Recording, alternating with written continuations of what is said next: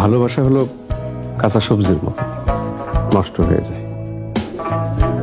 এই জন্য ভালোবাসা বুকের মধ্যে লুকায় রাখতে হয়।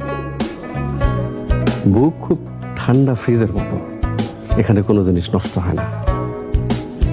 যার বুক যত ঠান্ডা, তার বুকে ততদিন ভালোবাসা থাকে। আমি আমার একটা কিডনি বেচে দেবো।